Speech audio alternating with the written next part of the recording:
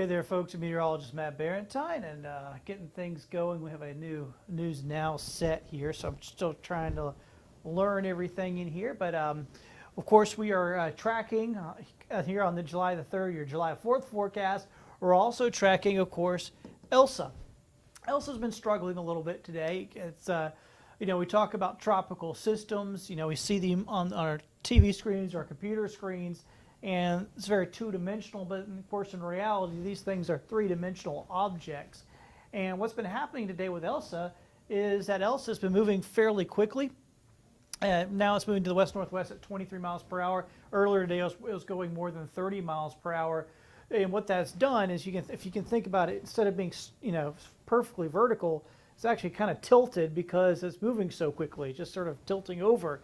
It's not a very healthy thing for a tropical system, so it actually weakened a bit today, dropped back down to tropical storm strength.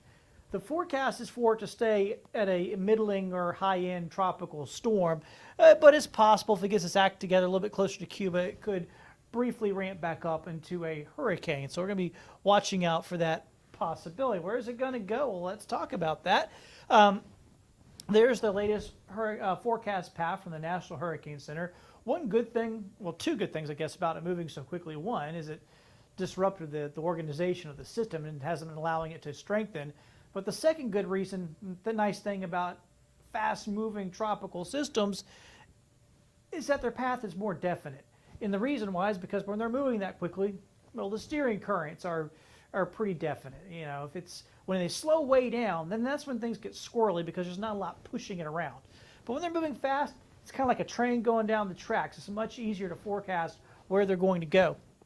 And you can see how narrow the cone is. It's fairly narrow. But it does encompass a good bit of Florida just because of the angle that it looks like it may come in at right up the west coast of Florida there. That's Tuesday at 2 in the afternoon. It's about Sarasota area, Venice area of Florida. Tampa's right there. That's Tuesday at 2 o'clock in the afternoon. So today is still Saturday. Tomorrow, of course, Sunday, 4th of July. Tomorrow it's going to be moving its way over Cuba. It'll emerge off of Cuba Monday afternoon. So it kind of give you a time frame of what we're looking at here. And you'll notice here too, let me zoom it in. You can see where the middle track, I know this is where everybody focuses on that middle track, but there is, an east and western boundary here of the forecast path. And it goes from about Apalachicola right here to Kennedy Space Center over here on the east coast. And what's going to happen here is that you can see 65 mile per hour, so we expect it to be a tropical storm. It'll likely be fairly lopsided. Most of these systems are here fairly early in the season, like it still is, still early July. It's still an early season system. Upper level winds will shear this thing a bit, and that'll push almost all the weather on the east side of this. So the peninsula of Florida is going to get a good drenching out of this, some gusty winds, obviously. But that means all this western side of this really won't be much there. So we're not going to get any direct impacts from this. So no direct impacts. There will be indirect impacts, though.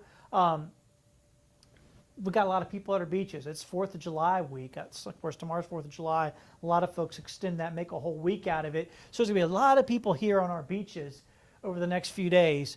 And anytime you have a tropical system in the Gulf, the Gulf is pretty much enclosed except for that little narrow southern part.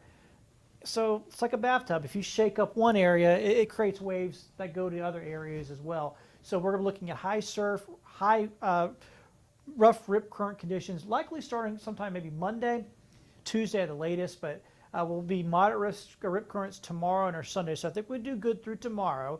It's still down by Cuba by tomorrow, so we're okay. But then as we get into Monday, Tuesday, and then Wednesday, the Gulf will get really shaken up. So, and of course, we'll have all these visitors here, people going to the beach. So that's going to create some dicey situations. And beyond that, that's the only impact we're likely to see out of this, not even any rain. All that'll be well to our east. There's a closer look at one of the models. That's Monday. There's the going right over Cuba at noontime there. And we'll hit the button again. Let's go to Tuesday at lunchtime. Remember, I just showed you that the National Hurricane Center had it 2 o'clock on Tuesday right here. So that's exactly what, this is the American model. It's basically right where it has it. And heavy rain along the west coast of Florida from down here around San Marco Island, Naples, and Sarasota, Tampa area, all getting heavy rain. But you can see just not a whole lot on this side of it. There's rain up around our area, but that's just the typical afternoon junk that we always get. Not really anything to do with this tropical system. Then we go to Wednesday at midnight. I stopped it here because you can see kind of working its way up towards some sort of a landfall, at least on this model.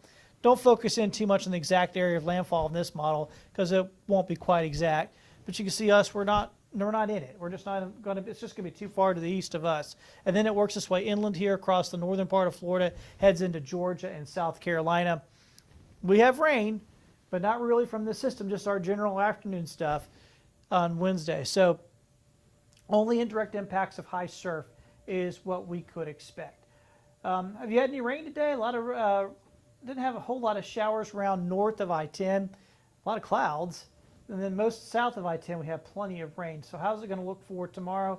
Generally about the same, but once again, expect to see some showers and storms. So here's your future cast for tonight.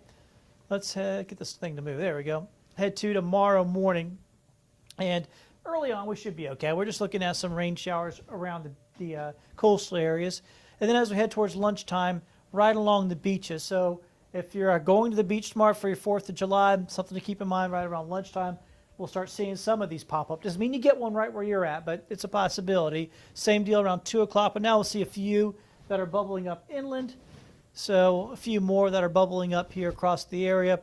4 o'clock in the afternoon, 6 o'clock in the afternoon, or evening now, we're looking at a number of showers and storms. So you can see the coverage there. It's fairly decent, so there's a decent chance of running into some storms. We know how this goes. It always rains on the 4th of July. You just got to, if it's not raining too hard, just stay out the pool. As long as you're not hearing any thunder, who cares? It's warm rain anyway. But if you do hear thunder, you know how it is. Pack it in for a few minutes, let it fizzle out or go by, and then just get back out there after the storm passes by. Here's around 9 o'clock. This is, of course, stopped it here because this is fireworks time. Might be dicey in a couple spots. We'll have to wait and see. Generally, 4th of July, we get rain in the afternoon, and generally by the time we get to fireworks time, usually it's calmed down. Let's hope that's the case tomorrow. I just kind of built this to show you that, for our inland areas, 30 to 40%, but for our coastal counties, 50 to 60% chance out there. So, we know how this all goes. It's typical July type of weather here for us going into the 4th of July. Let me go ahead and, one thing that's a little bit atypical is we've had so much cloud cover and rain.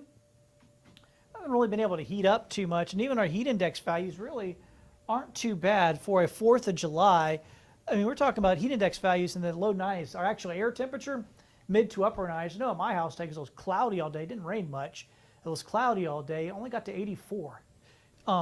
So when you only get to mid 80s because of the cloud cover and some drizzles and some rain around, you don't do too bad. I mean, that's low 90s for heat index value on July 4th. You can't really complain with that. And I know that's the glass half full side. I know you probably don't want the rain or the clouds, but at least there's that side of it. That's pretty good. So that's what we're looking at for tomorrow for your 4th of July. It looks pretty good. Just have to dodge some showers and storms, which is typical of any 4th of July. Elsa, not going to be a problem for us, I don't think, except for beaches, like I mentioned.